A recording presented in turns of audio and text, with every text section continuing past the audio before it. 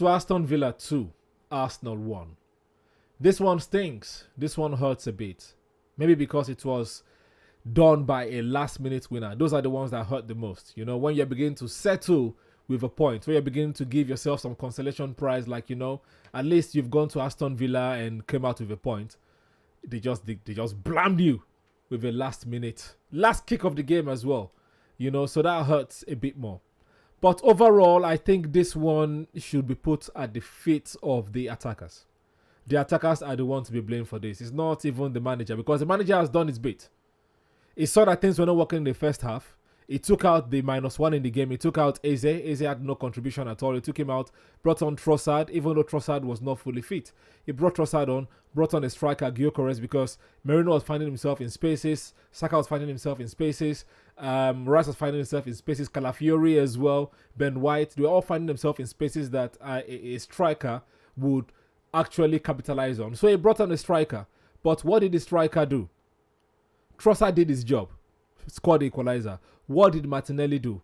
What did Madueke do? What did Odegaard do? Odegaard was busy, as usual. He was busy making passes, intercepting passes. You know, he took that one shot that Martinez tipped over. I don't even think he tipped over. If he didn't touch it, I'm sure the ball is going to hit the bar. You know, that's all he did, and he got man of the match. That was biased, by the way. Right? The man of the match should be on the Villa side. It should be Kamara, because Kamara ran things. All right. The entire Villa midfield dominated Arsenal. You can say if you want to be honest, it was a 50-50. It was like a basketball game, but the people that had the upper hand were Villa. Villa had the upper hand. First half was all Villa. We had moments in the game. That's why I brought on the attackers. Okay. Second half, up until the equalizer, it was all Arsenal. As soon as Arsenal equalized, Villa came out again to play, and we made some changes. They sat back a bit, and then from the 80th minute till the last kick of the game, it was all Aston Villa. This is why the forwards need to be clinical. Like, you need to be clinical. All this soft shots hitting it straight at the keeper. Why? What happened to the other side of the post? What happened to the other side? Must it always go down the middle? Is that what you're training?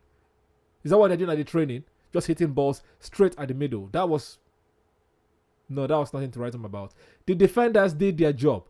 You can't even say because Gabriel or Saliba was not. No. Nkapie did his best. Nkapie deserved to be man of the match, because the amount of times that Oli Watkins found himself one-on-one with either Nkapie, one-on-one with with Timber, one-on-one with Ben White, one-on-one with Calafiori. Like, the fullbacks did their job. The centre-backs and the fullbacks did their job. The midfielders did their job. Rice did his job. Zubimendi did his job. It was all the forwards. I blame the forwards on this one. They should deduct some salary from them. I'm joking. I don't know what they should do to them, but they need to wake up, man. They need to wake up. Overall, it was a sad game. It was a boring game from the Arsenal perspective. Villa deserved the win. Well done to them. We move on to the next one, which is Club Brugge. All right, but it's a sad one, man. Let's do player ratings. If it was 1-1, some people would have still gotten some excellent performance, but because of the loss and because of the hurt and the fact that Man City won, we're now 2 points, just 2.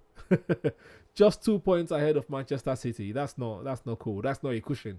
All right. Yes, in the grand scheme of things, we've gone to Aston Villa. We've gone to Villa Park. We've been to Old Trafford. We've been to Anfield. We've played Tottenham once already. We've been to Stamford Bridge. You know, all of those big traditional big systems.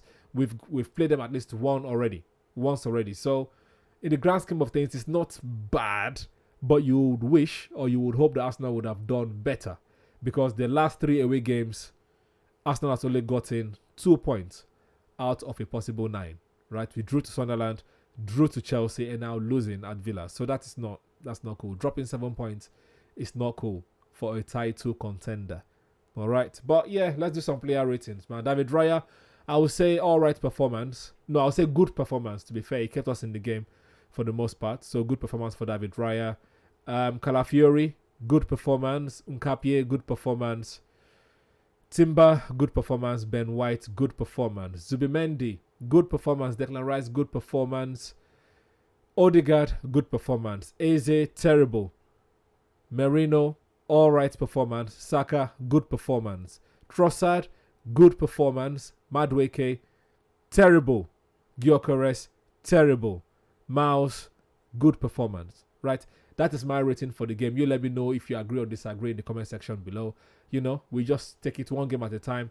We face Club Brugge next. Please rest players, rest Saka, rest Rice. I don't even want to see them playing. I don't even want to see Saka play the next 2 games. I don't want to see Rice play the next 2 games. If they're coming on maybe 5 minutes, 10 minutes there.